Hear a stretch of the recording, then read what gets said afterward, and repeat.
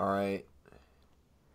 And we should be live. What is up, ladies and gentlemen? It's your boy MumboElite here, back at it again with another Elite Army podcast. Today we're going to be joined with Spartantv. We'll get to him in a second. First, I just want to read off a couple of things for you guys. First thing I wanted to say is thank you guys so much for the support on this series in particular. You guys have been saying you've been loving the Elite Army podcast. If you guys do want to be on it yourselves, feel free to hit me up. We're looking for new people. I think we have enough to get to episode 10, but then after that, we might have some repeats. We might have to search for some people. So, let me know if you want to be on it. Second of all, I just want to thank our sponsor, Control Freak. If you guys need any Control Freak products, feel free to use code Mumbo for 5% off your purchase. Now, a quick shout out to the Twitch subscribers and our one YouTube member. YouTube member being Argus. And then we got the Twitch subs being Zane, Sparn, Gamer Jonathan, Argus, Keeper Reaper, Cold Killing, Kojo Connor, The Punisher, The Pickle, Steelful, CR7, and Mr. I'm Marksman. Appreciate you guys and viewers like you just tuning in every single time. It really does mean a lot. Without further ado, let's get into it. We are joined with Spartan. Spartan, introduce yourself, bud. What's up, guys? I'm Ryan or Spartan. I play a lot of Call of Duty. I got a YouTube channel and Twitch. Play a lot of that. So if you're not down, or if you're down to, check me out after this stream. Stay here and support Mumbo. Is this self-promotion? Nah, dude, I don't know what you're talking about. No, I was great because I was looking for a segue. I'm like, speaking about self-promotion, you should talk about how we first met each other, when you first started coming to streams. Oh, yeah. So I met Reed through an Instagram DM. I was just scrolling through my Instagram one day, and I had a follow request and a DM from Reed. And it was something along the lines of, hey, my name is Reed. I'm a freshman in college. I like to stream Call of Duty. Black Ops 3 is my favorite game. I love it a lot, and I was wondering if you could find the time in your day to come check me out. I'd really appreciate it if you came and check out the streams, and if you enjoy it, to subscribe. And that's kind of how I found Mumbo. Yeah, Seal said best. We're going to time you out from the podcast real quick. You're going to be on mute for the next one. No, but so, yeah, that's when I was in Haunted Gaming, I think, at the time. And they basically told me, they're like, dude, why don't you just, not automated DMs, because I struggle with automated DMs on Twitch. That was, not Twitch, Twitter. That was a really weird place, because it was just... You'd get bombarded with those things, but oh yeah, I was basically told by the management of Haunted, they're like, you should, if you have any interactions with people on Instagram, especially Instagram, because Instagram is so close in terms of the interaction is liking pictures and commenting. Oh yeah, and you go through that how often? So often. So they pushed me to do that. So I met quite a few people actually through there, but let's kind of get away from that and go more towards the. Around what time was that then on the channel? Because I'm trying to think. Was I playing zombies at the time? You were playing. It was more of your Black Ops 3 and chill, like Black Ops 3 with subs. Oh, that was more what it was at the time. And then that summer, you kind of moved to zombies. Because I remember it was a January. Because I was looking on it during your Steel podcast because you guys spoke on it, and I just went back and checked our DM. It was something like January 3rd. Yeah. So yeah, that was interesting time, because I'm trying to think. So that was freshman year of college. That would have been when my channel kind of really started coming off the ground. I think I went from a little over 100 subscribers to I think almost 3,000 by the time the year was over. So that was crazy freaking growth on the channel. That's something I've never in a million years thought was going to happen, number one. But number two, when it came, I really didn't know what I wanted to do with it, because there was just so many games happening at the time. I think I went to Overwatch during winter break and got 1,000 subscribers from that. So I was really all over the place, but I didn't know how to maintain that or hold on to it. I knew how to entertain, I guess. That sounds weird saying, but interacting. But in terms of content moving forward, I just didn't really know what it was going to be. But nowadays, I kind of get that same thing. I feel like you feel the same way too, but kind of let's talk about what's at least from like a YouTube content creation point or a streaming point, what are kind of the games you play yourself, and then I guess what's popular? And we know Fortnite's popular, but Oh yeah. For what I play, I mean, I predominantly play right now on when I stream on Twitch, Black Ops 4. I mean, that's really the only thing I play except for the occasional Fortnite, which doesn't last long because I mean, as much as I want to be good at Fortnite and want to play, the moment I stopped playing it for Black Ops 4, my skill went down the toilet and now I can't play the game anymore because I just rage. And that's what's popular right now, which is sad, you know? It's like, and I don't want to play that. I want to play Call of Duty. That's where my passion is. That's where my heart is. And I love Black Ops 4. I truly believe in my heart it's a good game. I mean, I know it's a good game, but everybody wants to hate on it. yeah, Everybody wants to hate on Call of Duty nowadays. That's the cool thing to do is to hate on COD because it's a popular franchise. yep. I'm like one of those people who it's like I'm in between every single boat. I don't hate COD. I absolutely love COD. When it comes to Black Ops 4, the first couple of weeks I played it, I was addicted to the point of like I would never want to go to sleep because I just love the game so much. But now I'm getting to a point where it's like I don't know how to feel about that game. I think in terms of like my skill level, when I really did play a lot, I was a better player than I am now. But when it comes to playing, I just feel like specialists were the main reason why I was getting killed off of nuclears and just high streaks, and that was pissing me off. I was getting upset that it seemed like in order to get decent lobbies in terms of not playing against six-man sweat teams, I had to be in a six-man sweat team myself, and that was just hard to coordinate with all my friends. Hey, get on and let's play now. So I kind of struggle in that aspect of just off a stream when I'm by myself listening to music and being able to play casually, which is what I think made Black Ops 3 so fun of a game for me, is I could just get on and play whenever I wanted and not have to worry about running a squad. But do you play any Blackout or Zombies as well? Because I know I've played a little bit of both. I've been getting into Blackout recently, like hard. Like Zombies, you know me. I love Zombies, but this Zombies this year, it ain't it, Chief. Blood of the Dead 9 are the only good maps, and they're still bugged out. So once they fix them completely, I'll be down to play it and stream it, but I'm not going to put time into it. Trying to go for a high round, and then my game just blue screen and crash. But Blackout, I've been going for like the rare skins like Reznov and Woods lately. I just got Mason last night. I've been having a lot of fun on that, so streams will be coming with that very soon. I love that. Seal brought up an interesting point. Seal says in chat, the video game ran dry quickly for me. I feel like when I first was like getting ready to prepare for Black Ops 4, I didn't know what aspect I wanted to play the most. If it was going to be multiplayer, zombies, Blackout. I had a feeling, I was like, all right, multiplayer is kind of like my bread and butter in terms of what I'm normally the best at for myself. And then when it comes to like YouTube growth, normally it's easier to grow if you're playing with subscribers or followers on that than it is to constantly have like zombies games going with like 2 or 3 people. So I thought for sure, I was like, all right, I'm going to stick to multiplayer. First of all, I want to hit Dark Matter, which I did right away. And then my other goal was I wanted to get to Prestige Master, which I think I stopped on Prestige 7 when I was getting sick of the game.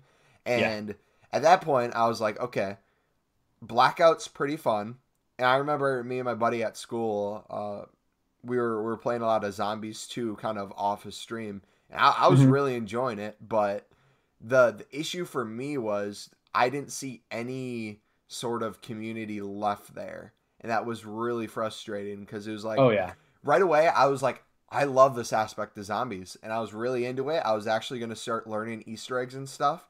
But everyone who loves Zombies, I saw they weren't loving it. And I don't know if it was just like a crowd effect or something. But I was like, I don't get why people are like hating. I like the map 9 or whatever the first one is. It's a lot of fun. But then like the more I started playing it, the more I realized I'm like, oh, this is the only map I'm really been playing. Like, I don't find fun in the other ones. I guess I haven't played them enough, but I didn't play Black Ops 2 Zombies, so I didn't really know much about whatever map was the remake. So I was just kind of sitting there in a boat where, when it came to Zombies at least, I wanted to give it a try, but I just felt like, I don't know. I'm not hating on it. I'm not, like, loving it. Just I one of totally those get where things you're that coming I'm from. just like meh about. And when I'm meh about it and I'm okay when it comes to Fortnite, it's like I would rather put my time then into like Fortnite or something else Yeah. where you have a potential of not only getting better as a player, but also you have the potential to grow your network in terms of like Twitch and YouTube and things like that. Yeah. 100%.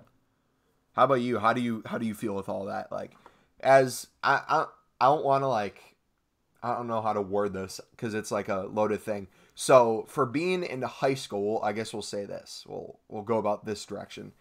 Being in high school, how do you see people around you react to like you streaming or you making videos? Because I know you said a couple people at least know. I don't know how many like people in your school do.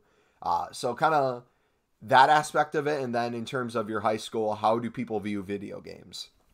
I mean, it was different before Fortnite. Like this is the route that I'm gonna go with it. Before Fortnite, it was like kind of like a different story, but now literally almost everyone that I know has a console or plays Fortnite, like from guys who didn't like video games, from girls who didn't like video games. Now it seems like everyone has played Fortnite or still Mm-hmm. does play Fortnite today.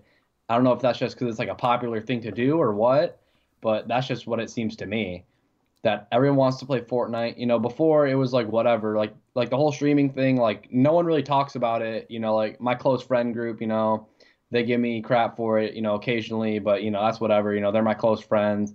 But everybody else, it's just like whatever. I don't really get any crap for it. I mean, Yeah, I feel like I guess that's true when it comes to college too. I think there's still a gap of misunderstanding when it comes to like streaming and making videos yeah, because when I talk about it with people, especially when it comes to streaming, because that's the most dominant thing I think I do in terms of content creation when it comes to just making videos compared to streaming.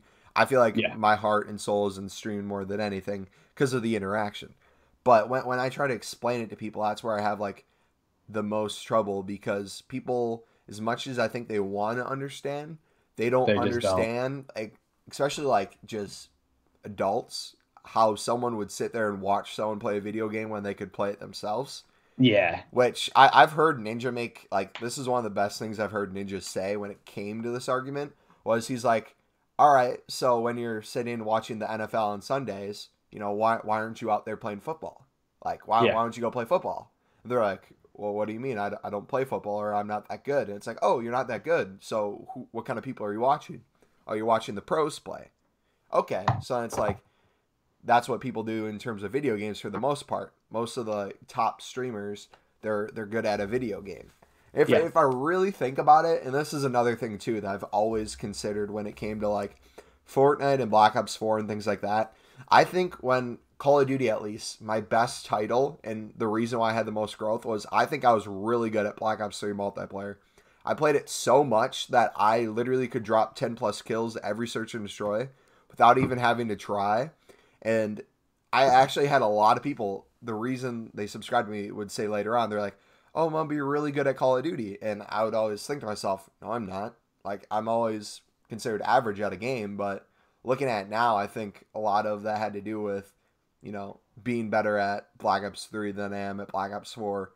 oh And yeah, the potential growth there, because I've seen a lot of channels grow through Black Ops 4, but I think it's just you need to be great at the game and your personality has to be up there too, and you got to be able to show that off. oh So, yeah, yeah. You got to have a through the roof personality, and you got to be able to be good at the game consistently. how about for I know you've been doing a little bit different stuff on your YouTube channel. I've kind of been doing the same thing too in terms of like you doing Madden a little bit and me doing FIFA. What have you seen like the most growth through, do you think, on your channels? What I've seen the most growth through is Fortnite. My most viewed video is a clickbait fake video of me and my friend 1v1ing for our rarest skins. Literally, Fortnite is the most growth. But besides that, I would say I've seen the most views through Call of Duty class setup videos. Because people want to see what's the best gun, what's the best class setup to use with that to be the best at the game. And that's what people want to see for the fans that are there for Call of Duty. Yeah, I feel that. And like the thing about Call of Duty audiences, and I feel like this is true with a lot of games, but with Call of Duty coming out every single year, I think it's more true.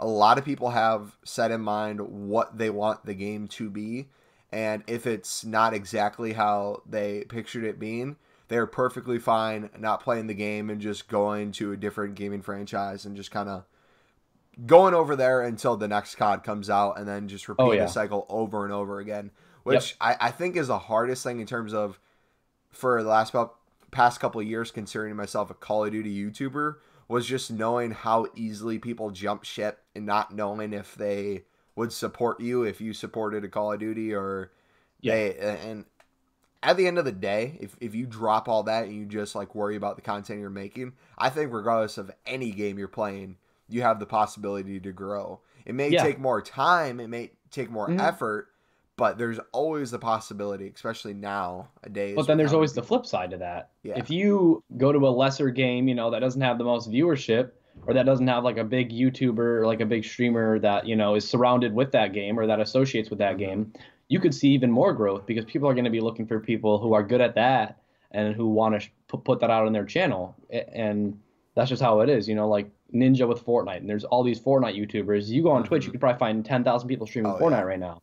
The odds of a small streamer blowing up out of nowhere who isn't the best at the game, who's just kind of average, is like slim to none because there's like streamers like Ninja, Nick Mercs, and Myth. But if you go to a game like, God, what's a new like popular game right now? So Nintendo Switch came out with what's that game? The fighting game. Hytale? No. Smash. Super Smash Bros. I always forget the name, but I love playing Super Smash Bros. As an outsider.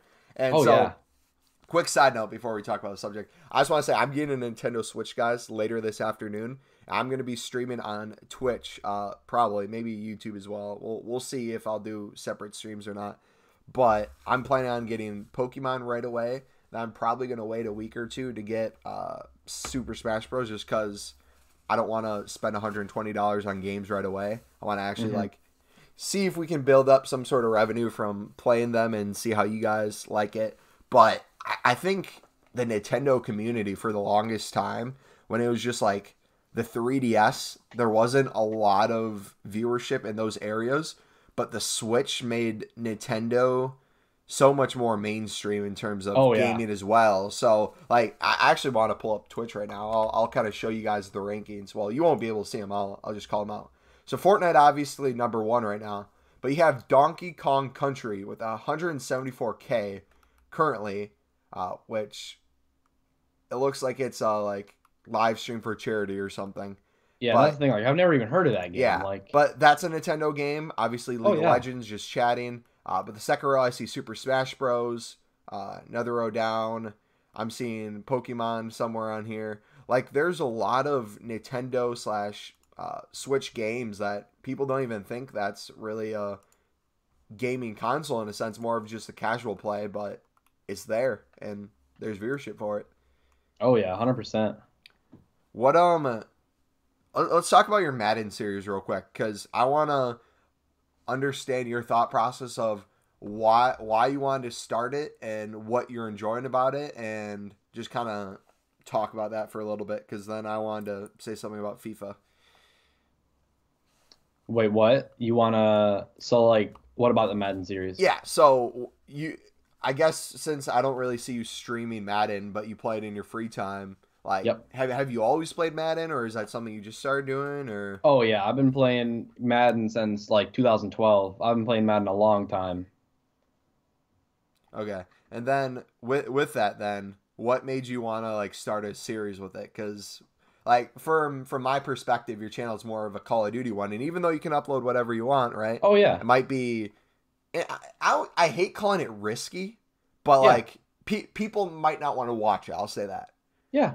I mean, I just wanted to have some more variety on the channel, and Madden's a game that I play a lot. It's a game that I love. I think I'm pretty good at Madden, and the career modes are always pretty fun on there. So I just made a character, looked for a team that needed a good quarterback, slapped him on there, and I think, you know, I can get a lot of episodes out of that series, you know, from having good seasons, bad seasons, and then one day taking that team to the Super Bowl. I think that could be a longer series that I could carry on for a while. Yeah. And see, I really like the idea of that too, because I think with a lot of channels, we see Noah J, I think, as one of the biggest ones doing it right now. for the longest time was in the zombies community. And Oh yeah, he grew a bit from GTA 2. He had some pretty big videos. But I think for him now announcing that he's going to be more of a variety streamer oh and yeah, making content that he's proud of, that's kind of, if I had to have a goal for this new year, that would be something that I'd be focused on too. Because I started this FIFA series, and I know it's not going to get the viewership that I would hope it gets, but at the end of the day, I it's really content don't you care. enjoy. Because here's the thing. Let me explain this to everyone watching it. If you guys are chilling the stream right now, feel free to type in chat. We got moderators who are talking with you. I see your guys' comments. I will type occasionally in chat as well, but I can't just actively read your guys' comments out loud because it is a podcast format. But if you guys do enjoy, feel free to smack the like button. If you are new, feel free to subscribe as well.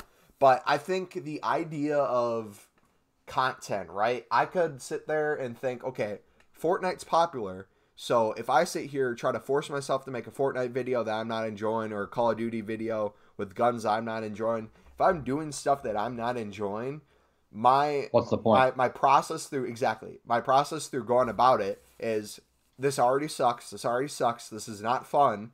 And then when you post it, you gotta hope that it's gonna get the X amount of views that you're hoping for and the X amount of likes. And if it doesn't, and if you don't get subscribers from it, or whatever your goal is, you're not going to be happy with the result. But what I found out through starting my FIFA series and how I'm going to continue it, and you're probably similar with the Madden one, it's like, if you're putting content out there with the purpose of, you really enjoyed making this, and you can make as many of these as you want, not effortlessly, because it still takes time and effort to put into it, but it doesn't feel like work and you're enjoying it.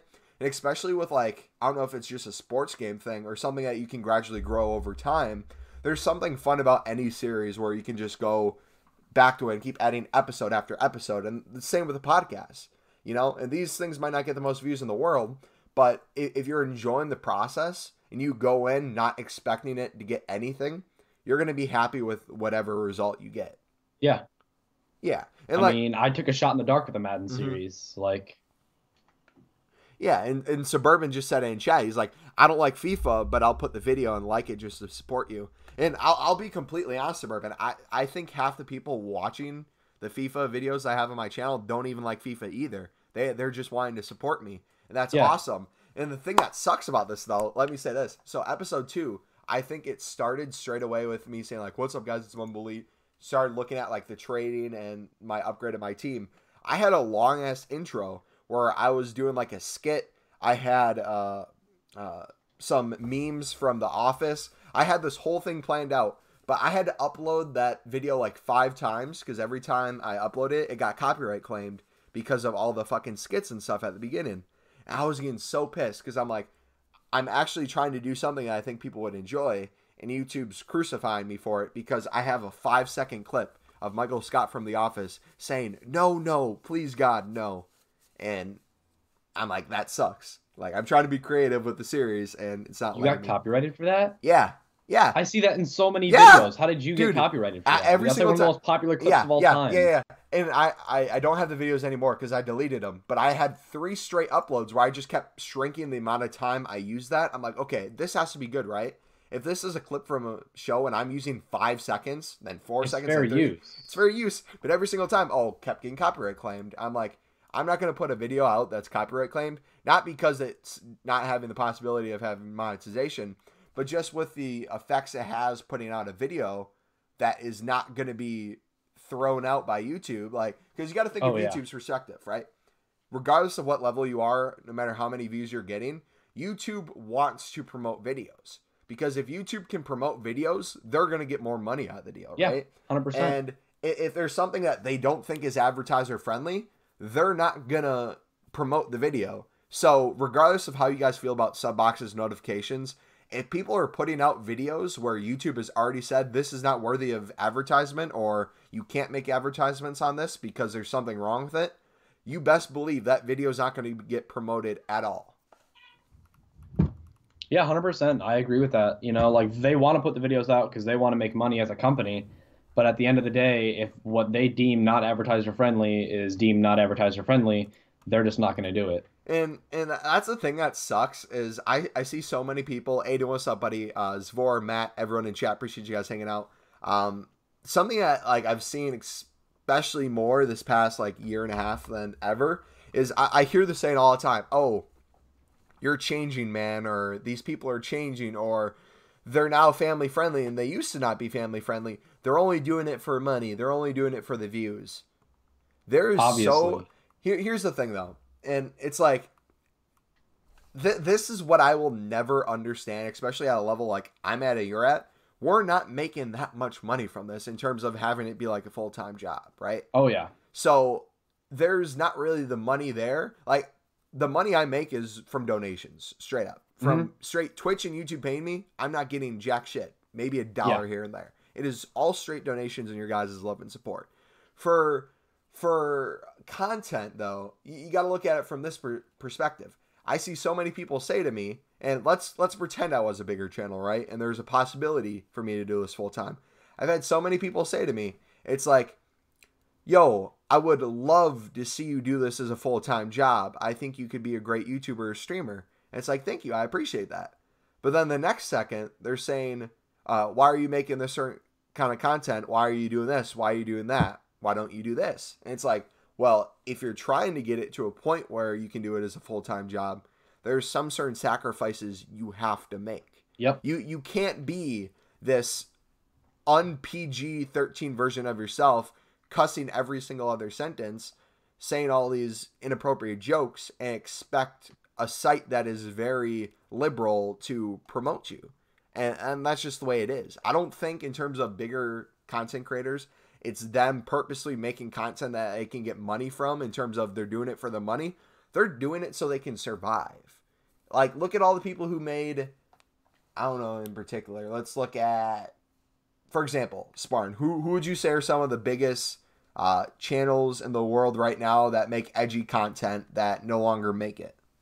That no longer make edgy content? Yeah. Ooh, I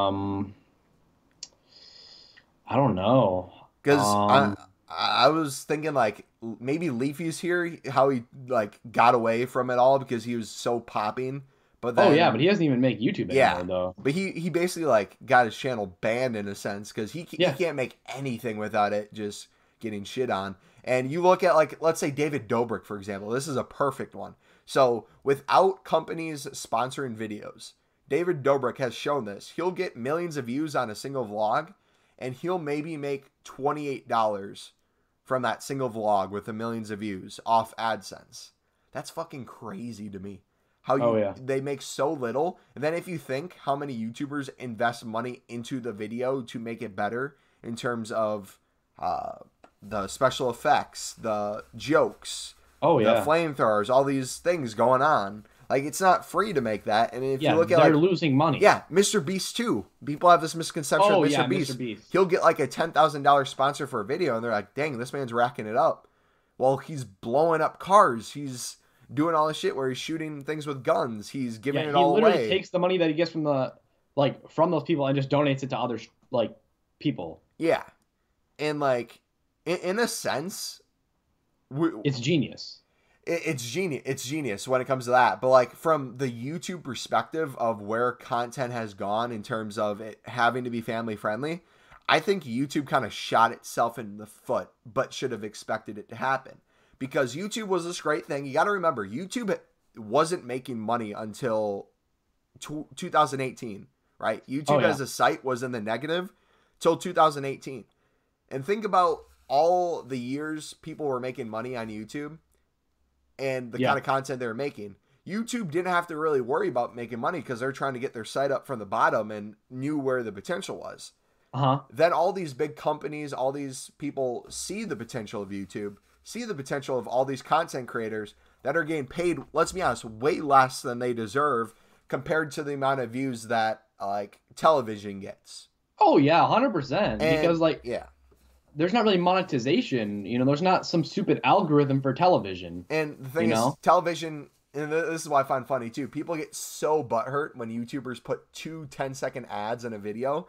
But when you watch television, they'll literally be like 5 minutes of ads every 10 minutes. And it's like, what? You're fine with that because you can't skip it and it's just you're used to it. But when the YouTuber you love and needs your support in terms of watching an ad to make AdSense so they can do this as their job that you want them to do. It's like the double standards is so crazy. But the YouTube's push to become this mainstream thing, having all these big companies kind of take control of it, which you see through the network perspective of people signing with YouTube networks and not getting their money, or having to make certain content now because there's rules and restrictions through them and YouTube, to just like the content you're able to put out, because YouTube wants to save face half the time because they're afraid of some videos not being appropriate, or if something bad happened on YouTube, them taking a financial like repercussion from it. So oh yeah,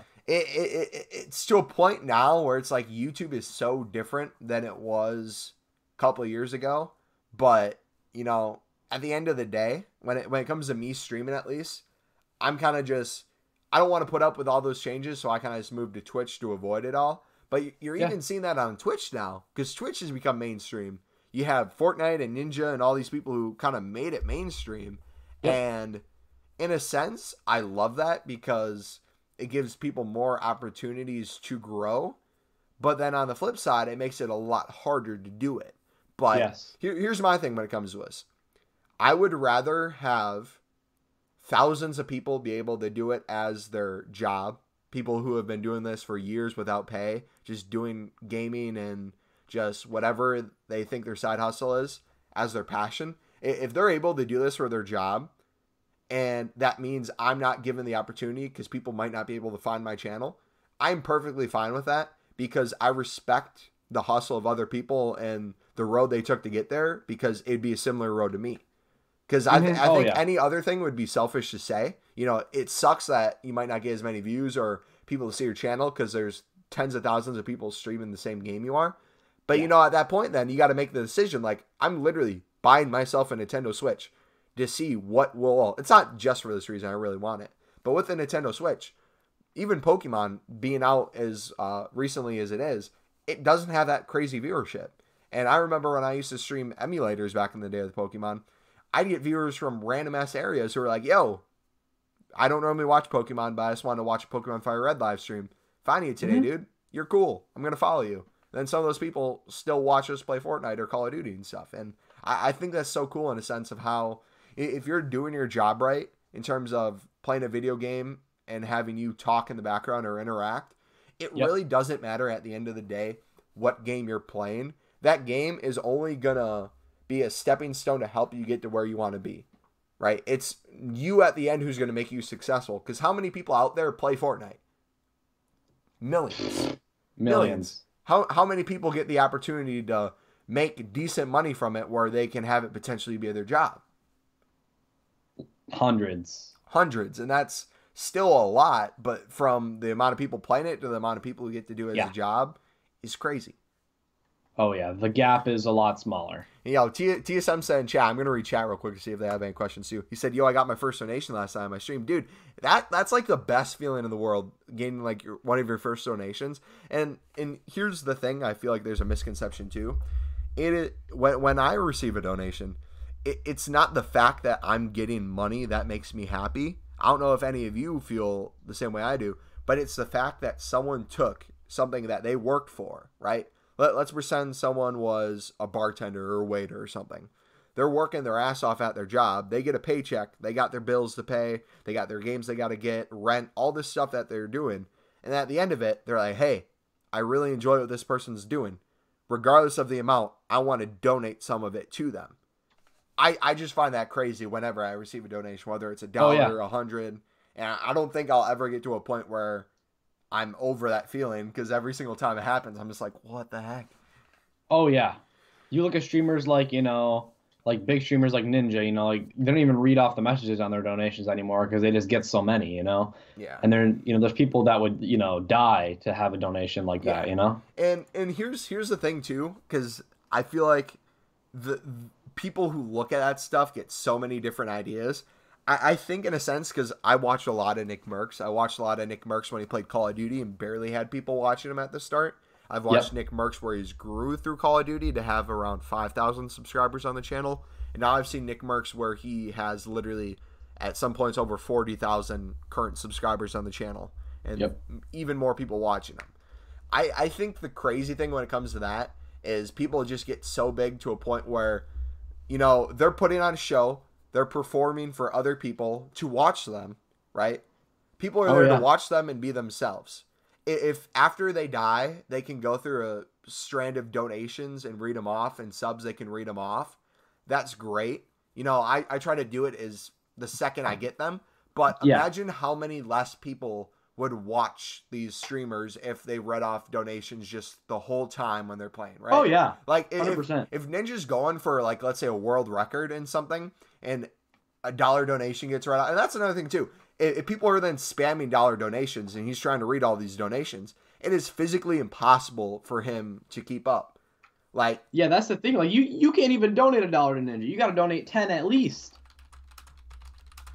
You have to donate at least 10.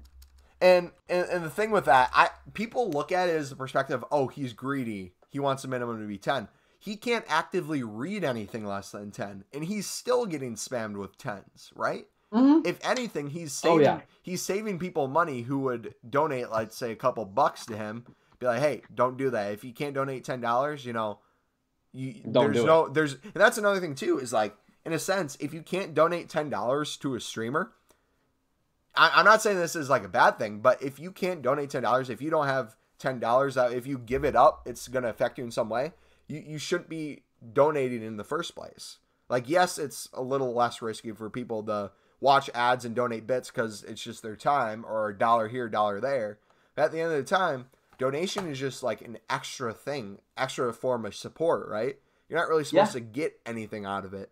I think people start looking at donations in terms of, how can I donate to people and get something out of it, more than actually donating to just be supportive. Because I'll be honest, every single $100 donation plus that I've gone, there has been no type of self-promotion, no type of what can I get out of this. It's all been straight love and support. But there's some $1 to $5 donations I get frequently, or through bits, where it'll just be random ass people who throw down a bit and they're like, yo, dude, I've been grinding ads all day for you, and you've never seen this person in stream before. It's like, I've been grinding ads all day for you, man. Here you go. Would love it if you could support my channel with a bit as well, or some bits as well. And it's like, really, dude? Really? Yeah, and like, you know that they're just trying to get like a raid or like a host or some bits out of you. It's like... And in Suburban, to answer your question or your thing, he said people get mad about people like Nick Perks having at least 100 bits so they don't get spammed.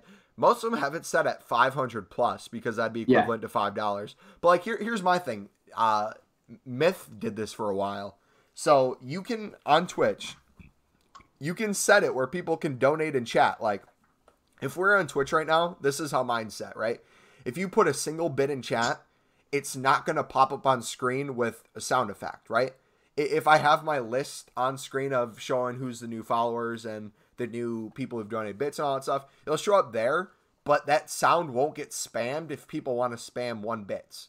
But if they want to put 5 bits down, which is literally, if you're watching an ad on the computer, 1 single ad still, and if you're on the phone, that's like 2 or 3, it will be able to do text-to-speech, and it'll pop up on screen with like the emote and stuff, right? Yep. And that's just like the small scale of it. I can't even imagine how many people who would donate $100 to a big streamer, no problem. But if they see that they can do $1 and it'll get read, they're going to do it as many times as they can. Because remember too, when it comes to big streamers, a lot of people want their messages to get read because they feel like it's then interaction between the two of them, because that's the only way they can get it.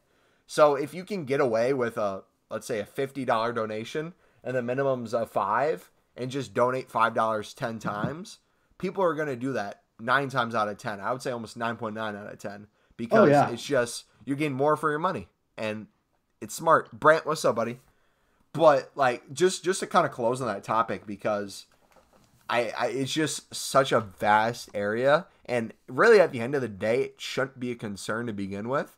Like, if you're getting into streaming, if you're getting into content creation, and your main goal is to make money from it, you are already in the wrong mindset.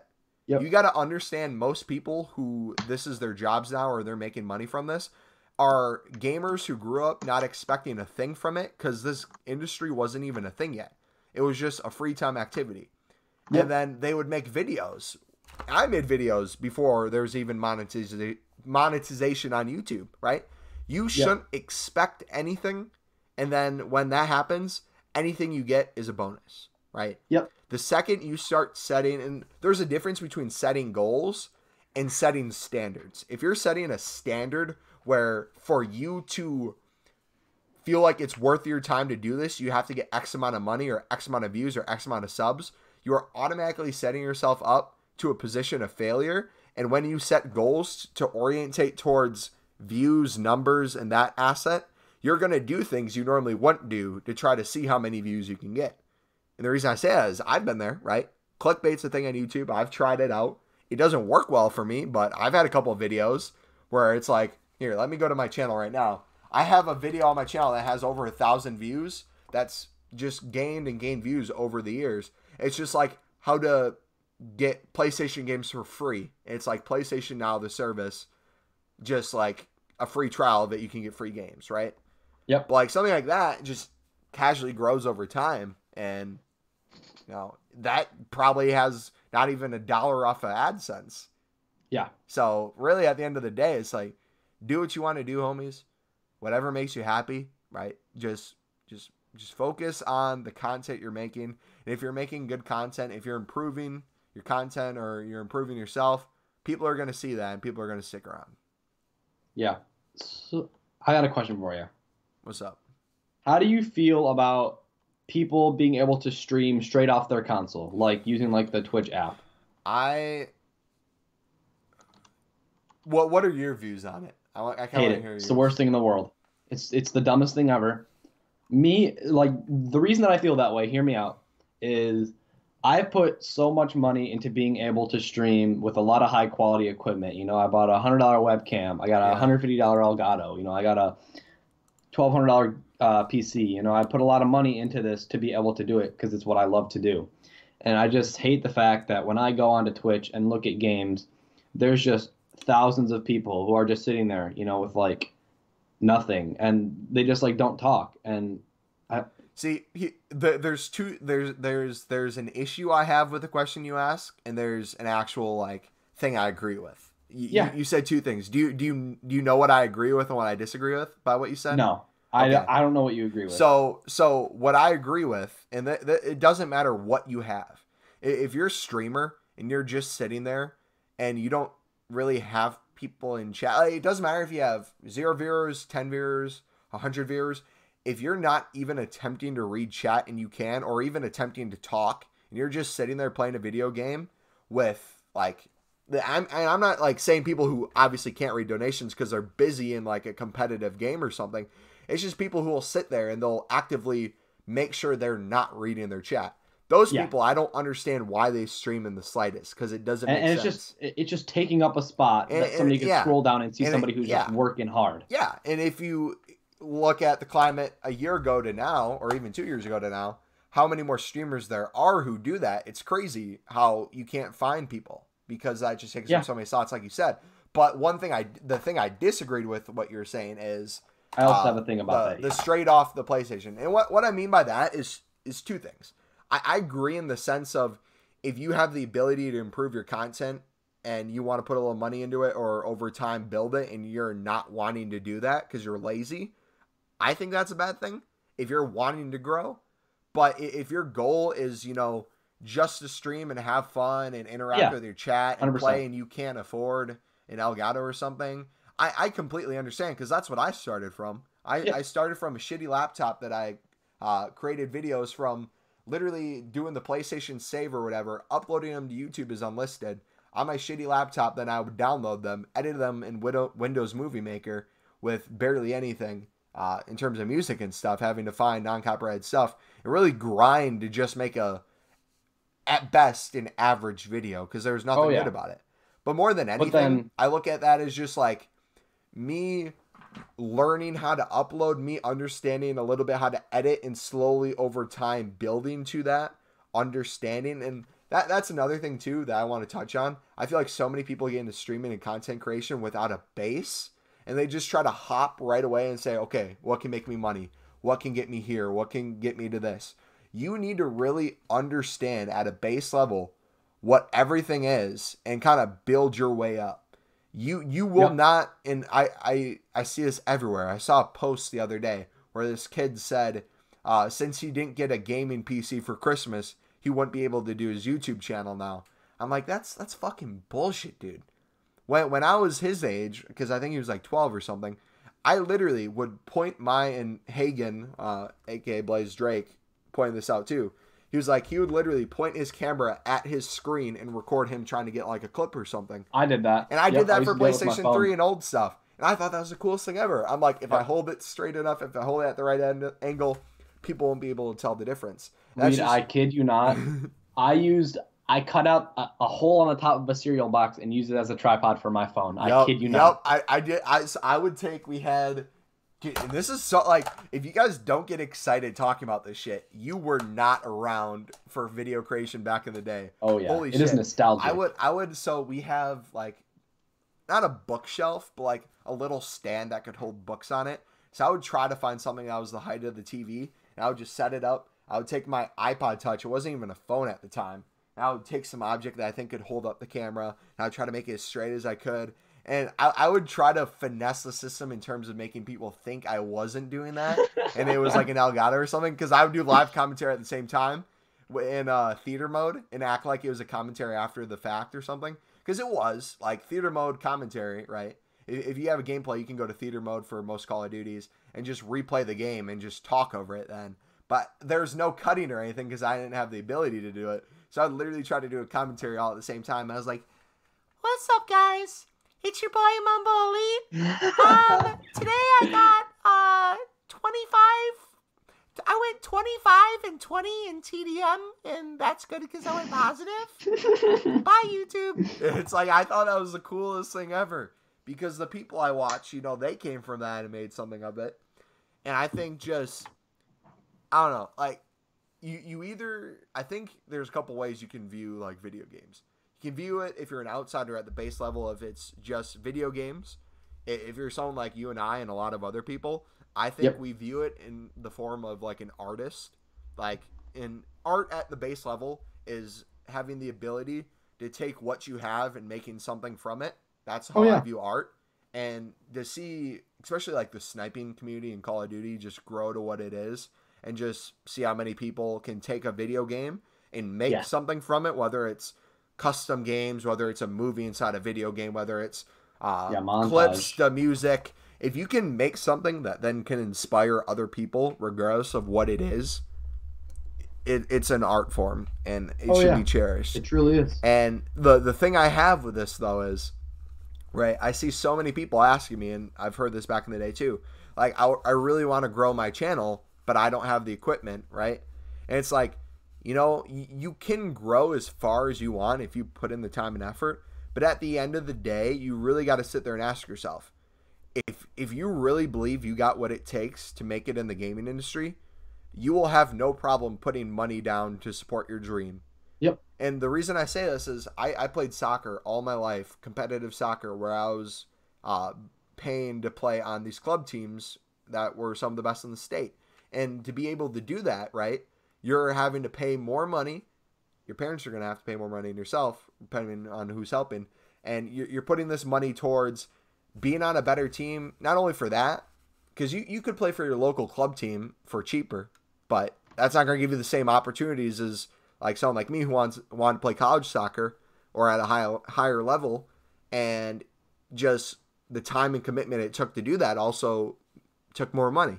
And if you're looking at video game, I hate limiting it to video games because it's just creation at its finest. If you limit it to video games or you say that's all it is, you're very much putting yourself in a box that is much bigger than a box. Because I've seen people take video games and turn it into daily vlogging, turn it into being movie stars. I've seen it all. So really, at the end of the day, it's just a vessel that you can use to get to where you want to be. And if you're not willing to put money into supporting yourself in terms of believing in yourself, I'm sorry, you're probably not going to make it in whatever field you're doing. Yes, and then I like to go back to the thing that I said about like the whole like streaming off your console thing. There is people that I know that stream off their console and they make amazing content. Like Blank. Yep. Blank streams off his console. He's got a webcam. He talks in chat. He's energetic. He's hilarious. He's got talent. He's funny. Yep. He's hilarious. Like, there's people who are out there doing it for real. That are out there actually doing it, you know? And that are doing a good job with it. But and Larky has always been back and forth too, because it's literally, he'll have a PC, he gets a new PC, he'll stream off his PC with OBS and stuff, but then it'll break, or he has to worry about this, or he can't afford to fix the parts, so then he has to go back to this. He's the definition of just a constant grinder, and I really want him to be one of the next guests, because I say this all the time when I talk about him, and it's so true. This man is the most successful. Try to hear what I'm saying and understand this, because I'll try to my best to explain it. But I call this guy, Blank, the most successful, unsuccessful person I've ever heard. Because 100%. He is literally one of the hardest workers I've ever seen, and he will put 110% effort into shit. You'll see the outcome of it and think to yourself, he did all this and he only got that. Truly, he deserves more, but he's not getting it. Why? But like, the thing with him is he doesn't care about any of that shit. He does it because he loves it, which is so great, because when he finally gets the recognition he deserves, his work ethic is going to take him to places above so many other people, because it's just nonstop grinding. It's one of those things, like, once he gets his chance, he's just going to take off. Yep. And like, that's another thing too. If you guys are content creators, or you guys just play video games, you watch content creators from the outside, what I really recommend is you can always keep, I always say, keep your circle close in terms of the people you really trust and the people you talk to, but don't be afraid to open up and get to know other people in the space that you're in, because you'll truly see people who are at either certain sub count or a certain view count, or just know them for a brief period of time, and you truly will see them grinding either as hard as you, more than you, less than you, and see where that takes them. I've seen people who've had way less subs than me have almost 10 times as many subs as me. I've seen people who came to me for advice, and now I go to them for advice, right? And that's true in any aspect of the board. You don't want to just define someone by where they're currently at, because you don't see the work that goes on behind the scenes. And you would hate to, how do I word this? Because I don't want it to be a thing where it's like clout chasing, but you would really hate to see someone that you're really close with disappear from your life, because you just, honestly, I don't know how to word it, but I really have a meaning here. If you base people just on where they're at for a sub count, you're missing out on a lot, is really what I want to get at. Yep. Because and that's the thing with collabing that I get from a big perspective. People want to collaborate with big people because they think they can get them more subs. But like something like the Elite Army podcast that I think is so appealing in my book for our community is, I'm not going out there trying to get people 10,000 subs or followers on here for podcasts. I'm trying to get you guys, the people who have been involved in this community for years or months, and get you to have a chance to talk about whatever it is you're grinding, and have my community, our community, see you for what you really are, rather than just a name on a screen. Yeah. I think that's so cool. I agree with that 100%. That's a great way to put that. Now, we're getting to the point where we're about an hour, so we'll probably be ending a little bit. I think I have family coming back that I need to say bye to too. But if anyone in chat has any questions you want us to discuss in the next couple of minutes, let me know. And then, Spartan, do you have any questions or anything you want to ask me? Well, let's go back to the thing about, like the esports that we were talking about before. Okay. So, what do you feel about that, starting esports young?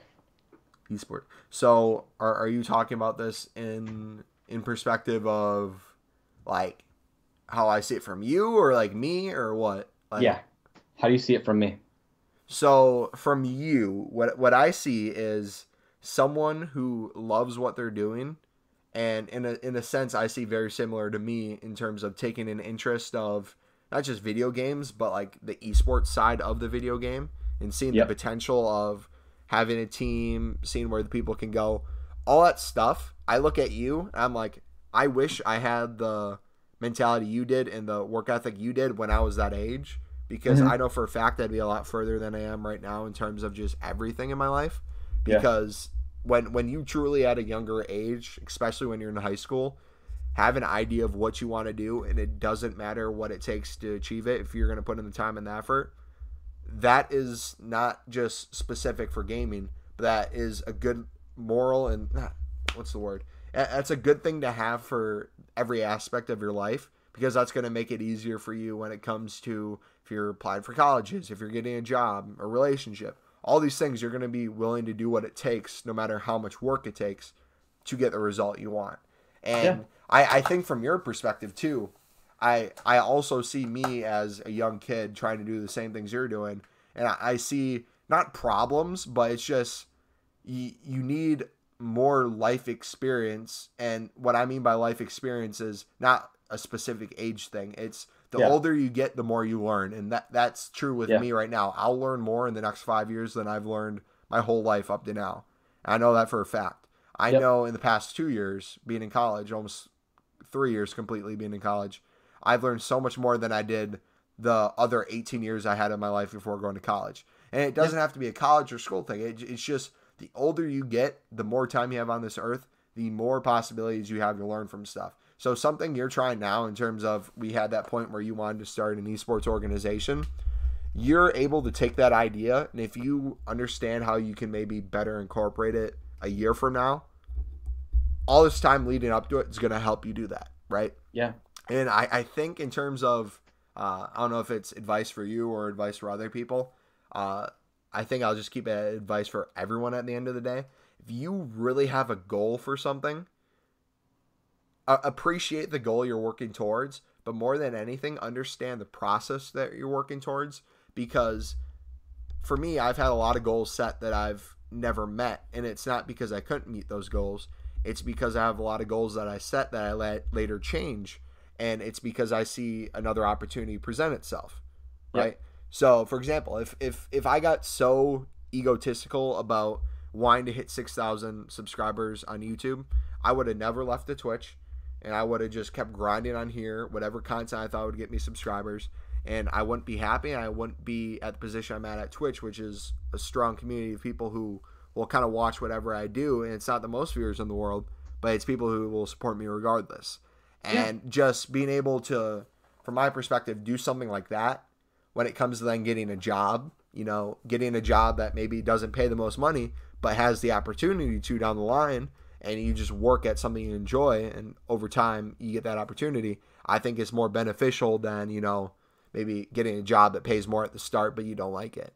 Yep. And at the end of the day, no matter what you're doing, if you can get your job, your work, your school, whatever it is, to not feel like that, and it's just fun to you, and you enjoy doing it, and you can see yourself grow, that's really the best thing you can do at the end of the day. 100%.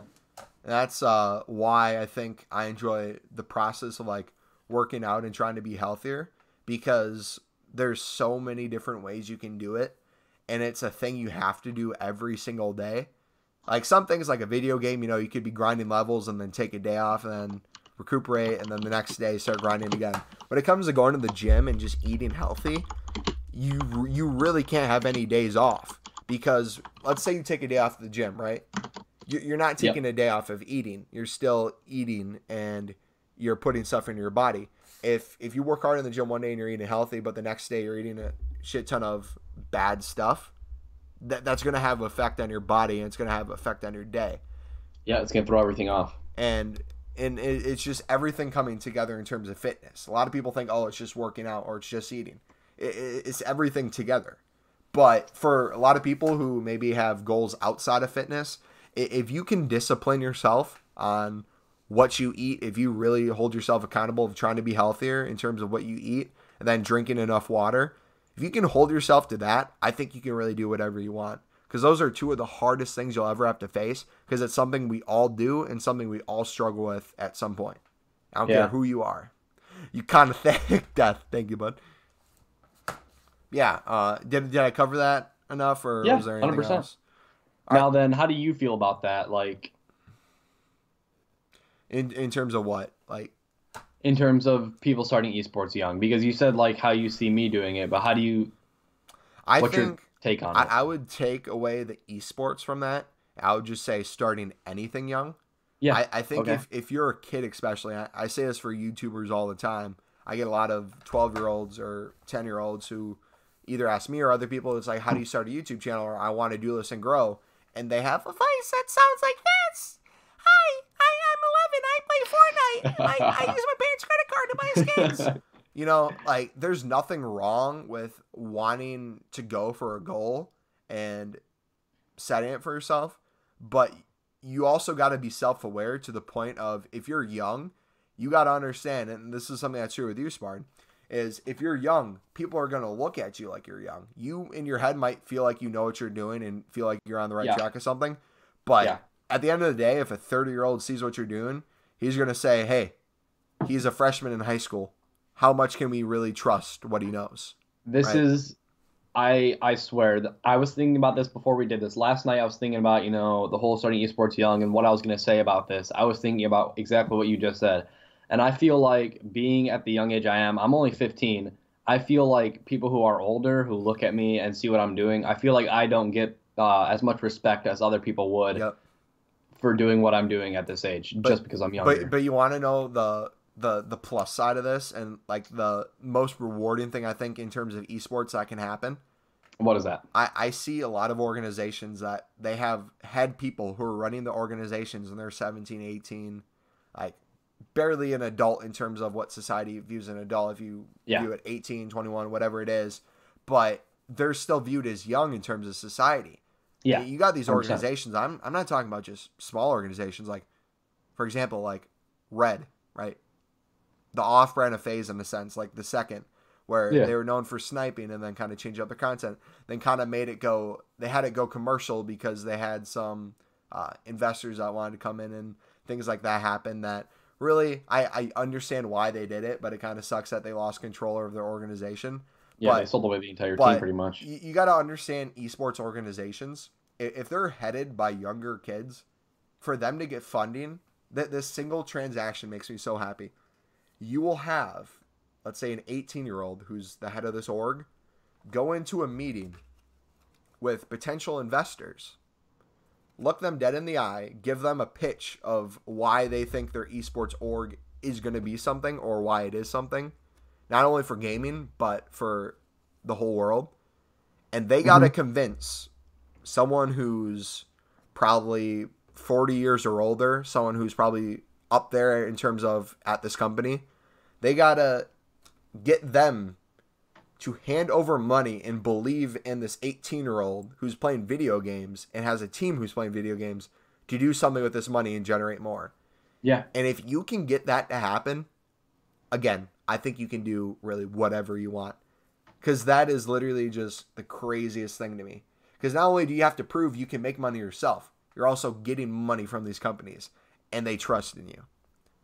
Now, I'm not sure how I feel about this, but I want to know how you feel about this. Do you believe it's harder to walk into a meeting at 18 and get investors to believe in you? Yes. Age, gender, race, no matter who you are, what age you are, what race you are, there's always going to be people who look at you differently. And it's not a society thing. I'm not saying how whites look at blacks or how Asians look at Mexicans or anything, or younger people look at older people. There's always going to be some stereotype along the way that I feel like is built through just personal experience, right? Yep. Like I've seen 12-year-olds hit me up in the DMs and be like, "Yo, Mumbo, I can get you thousands of dollars of Fortnite skins.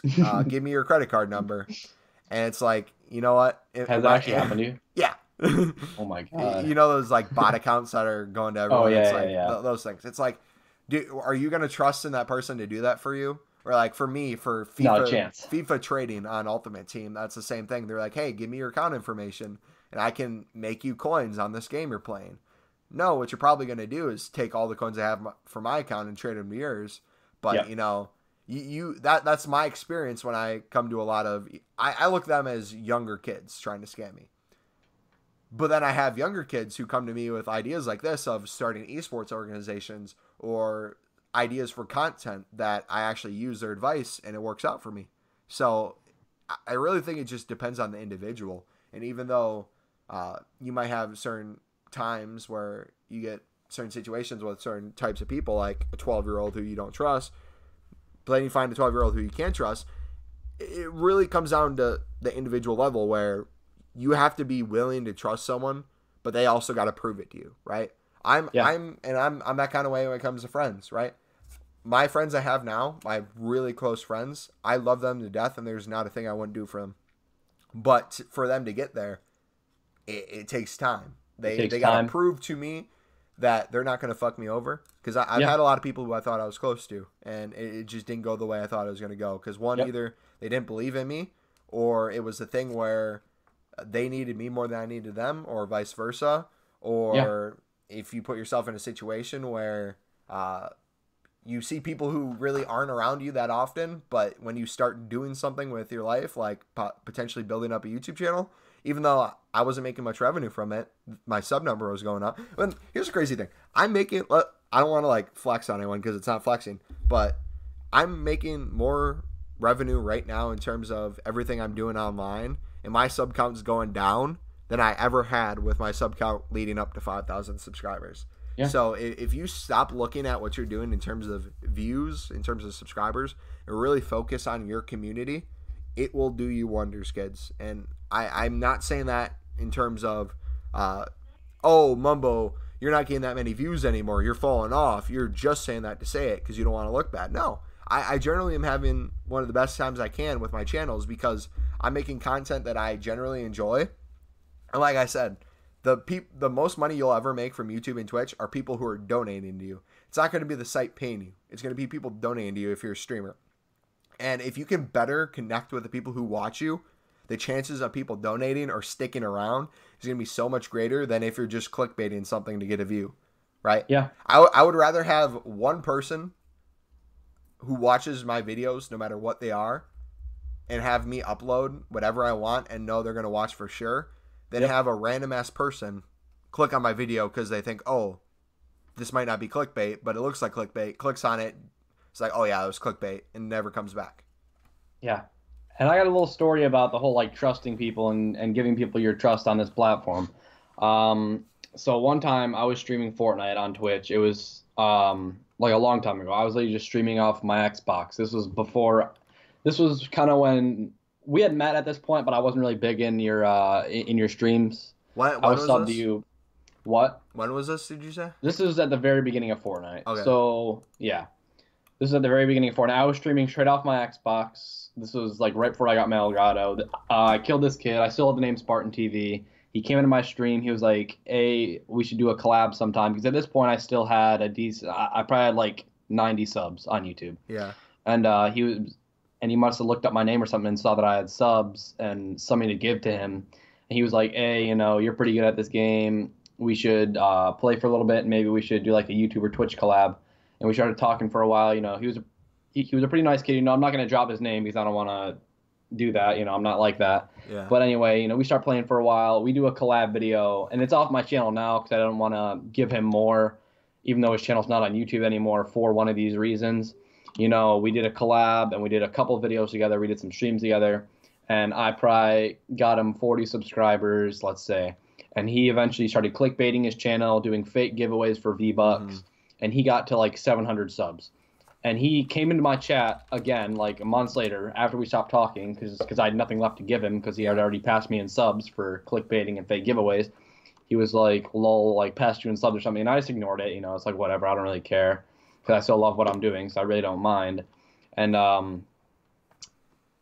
a while, a mod timed him out, so he left. And then I went to his channel, looked at it, and I saw like he was just doing more of this fake giveaways. So somebody must have ended up reporting his videos or channel, because his channel ended up getting taken down for like fake giveaways or something. Yeah. That's just like, that's so crazy to me, like how people can do this stuff. Yeah. And like the thing with fake giveaways is the thing, and this is just negativity in general. If you guys, everyone watching right now or after the fact, if you have the possibility to avoid something that's negative and just focus on the positive, please do so, right? Oh, yeah. Negative might get you some more views here and there. It might make you feel good because you're getting out maybe some stress you have about a certain situation. But just know karma's a thing. And if someone's doing something that you think is wrong, especially like with fake giveaways and stuff like this, YouTube has a system where if people report them, they will check them out and see this, and they'll take care of it accordingly, right? Is YouTube right 100% of the time? Absolutely not. We've seen it. But something like that, the person's going to get what they have coming. And the reason I feel some type of way about this too is when I was in the zombies community, I saw a lot of things like this where people would clickbait their streams. Then they would have, in Fortnite too, clickbait their streams. Then James Charles loved the escape room movie. Thanks, McKenna. People would be in their streams, want to probably leave because it's not that entertaining, but see there's a giveaway going on, so they have a chance to win. So they stick around. Then they don't win, but there's another one, so they stick around. And, they can leave at any point, but a lot of people will stay just to see if they can get free money. And in return, if they do this quite often, especially if it's a fake giveaway, this streamer is not losing anything on the deal. They're just getting even more money. They're just getting subs because they're getting an influx because there's a giveaway going on. And if it is real giveaways, do what you want to do with your money.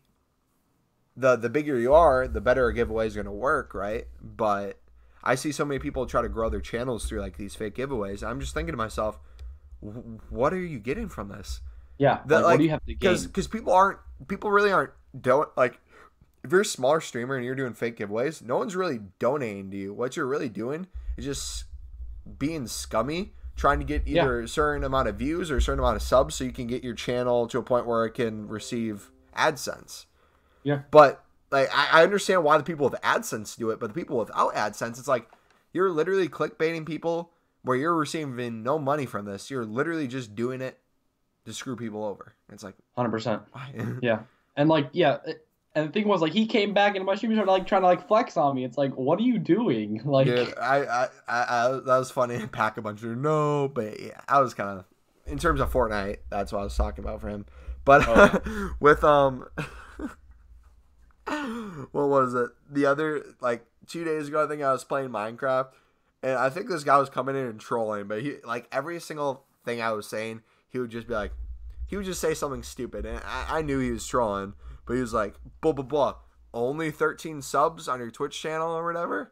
I remember that. I wasn't even mad. I'm just like, I didn't understand it. What are you gaining? I knew he was trolling. I knew he was trolling, but I still want to answer him. I'm like, wait, so you're getting upset right now that 13 people, 12 or 13 people are paying every month, no matter if it's Twitch Prime or they're actually paying out of their wallet or whatever, money each month to me, and they don't have to. They're just doing it because they want to. You're saying there's a certain amount of people who are supposed to be doing that because they have a certain amount of followers. I'm like, how does that make sense? How does that make sense in the slightest? It doesn't. But I was gonna say something. What was it? I had a thought. I think though,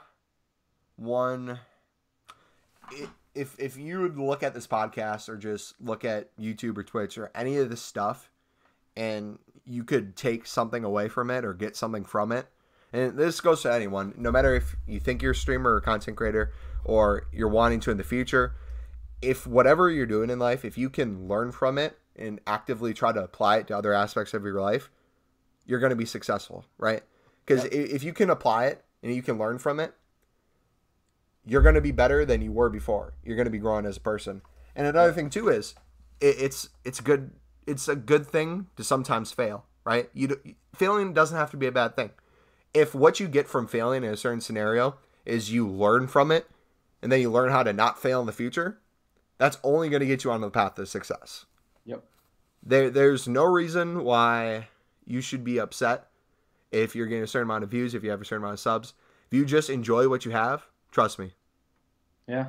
You can do whatever you want. And if you just enjoy what you're doing, eventually it's going to keep growing and growing, and it could pop off. Wait, hold on. I just got a message. I kind of figured. I'll tell you after the stream, Spark. Okay. But if anyone in chat has any last questions or anything you want to talk about, let me know. I really do appreciate you guys coming out. And like I said, I'm going to be getting the Nintendo Switch later today.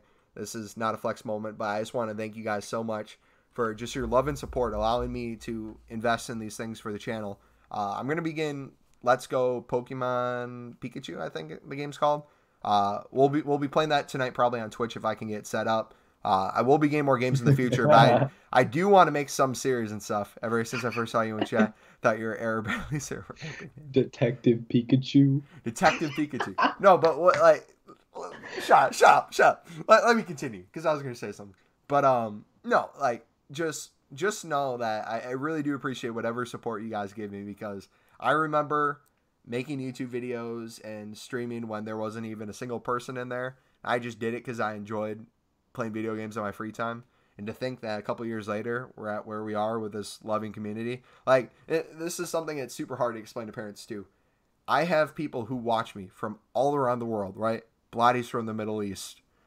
Salim, I don't know where the fuck he's from, but he's a crazy-ass dude. Funny-ass dude. We got Suburban, who's constantly in streams, which, it's like, Suburban, he's been around for a while, but I don't know Suburban that well, if that makes sense. Like, Suburban, bro, I want to get to know you more, man. And then you got, like, people on the podcast. So we got Spartan this week, right? Over time, got to know Spartan more. Pat, got really close with Pat as well. And that's just the way it is, right? You do what you enjoy, and you surround yourself with people who also enjoy it. And I think the most satisfying thing, if we wanted to end on something, is just seeing you guys grow through your life while I'm growing through my life is really a cool thing. Like, and if you don't get to know the people who watch you, I think you're missing out. Because I get to meet, like, people like Vanity, who started watching me in Zombies, you know, was struggling to find a job, or when she would get a job, she hated the job she was working at. Seeing her leave those jobs and try to find something better, and ending up finding a job she actually enjoys for more pay, and just seeing how happy that made her. Or, like, seeing Arguses, who are every single month you don't know if you're going to be good or not, then being able to land a really good job in an industry where there's not a lot of people doing it, and he's going to be making bank a couple years from now. Going from, like, him struggling to see him just dropping in donations and be like, there's more where this came from, bro. Or seeing, like, Blotties, who, if you see Blottie type in chat, you'd think he has no problem with English. But what'd you say to me, Blottie? You're like, you're fine typing English, but if you had to speak it, you're really bad at it, because no one really speaks English from where you're from. So you're, like, really self-conscious when it comes to that. I would love to have you on the podcast for that specifically, Blottie. Because, like, you say you're really hesitant to speak English and you don't know if it's good or not. I feel like it's better than you fucking think, dude. But yeah, like, just so many people. And, you know, some people you lose along the way. They stop watching, or you stop hearing from them. But it is really cool to see just what people are doing. And, yeah. I don't know what else to say. So, Spartan, is there anything else you want to say or talk about? I just want to ask you one more question. What is your YouTuber streaming goal for 2019? So, if you have any. So I have a YouTube goal, I guess, and I have a streaming goal for Twitch or YouTube.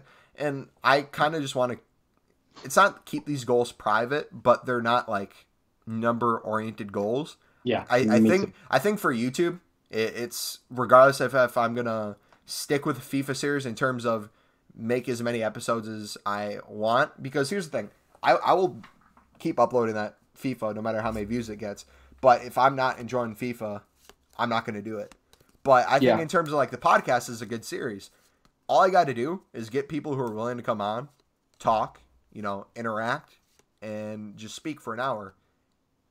And that's not super hard to do. And I think this is one of the most beneficial series because it's real, right? It's not just playing a video game. It's raw content. It's real raw. Yeah. Oh, God. Spartan likes it real raw, I guess, guys. But, no, so I think just finding series or content that I can be more consistent with on YouTube is a goal of mine. And then for Twitch, kind of consistency too. But more than anything, just keeping what we have and trying to grow in terms of the community we got over there. Because even though it's smaller than our YouTube one, it's still, I think, gets more views, which doesn't really say a lot when YouTube's in a shit position, especially my channel. But, you know, you can make excuses or you can just keep doing what you like. And I'm going to just keep doing what I think I like. So, yeah. Anything else? Nothing really, man. All right, guys, we're going to wrap it up. If you guys want to go follow Sparn on Twitch, Sparn, if you want to link your Twitch in the chat button, feel free to do so. I got you. If you also want to click on his channel, because he doesn't have to link his channel. It's literally his channel. That's the moderator in here. If you guys want to give him a subscribe on YouTube, feel free to do so as well. Like I said, I'm going to go hopefully vlog myself getting this Nintendo Switch. No promises, because my phone's kind of dead right now. But, yeah. Thank you guys for watching, and if any of you want to get on the next podcast, DM me. I'm going to try to get Larky on soon, but I'd really love, if I had a goal for YouTube, I think I would want to see the Elite Army podcast hit episode 100. If we could hit 100 and just kind of see how long it takes to, and see how we've changed from episode 1 to 100, that'd be really cool. So, goal, I guess our YouTube goal for 2019, keep on with the podcast. No matter what other series we stop or start, make this consistent. That'd be awesome, man. This has been a lot of fun, man. I really appreciate appreciate you coming on as well. Thank you. Thank you guys for watching as well. I just want a quick shout out the Twitch subs again and our sponsor Control Freak. If you guys have any Control Freak products you want to get, use code Mumbo for 5% off. And then we got our Twitch subs currently. We got Zane, Sparn, Gamer Jonathan, Argus, Keeper Reaper, Killian, Kojo Connor, The Punisher, The Pickle, Steelful, Sarah7, and I'm Marksman, as well with Argus on YouTube. Appreciate you guys hanging out. If you did enjoy, feel free to smack the like button, subscribe if you're new, and I will see you next time. It's been your boy MumboElite, and we're out. Peace.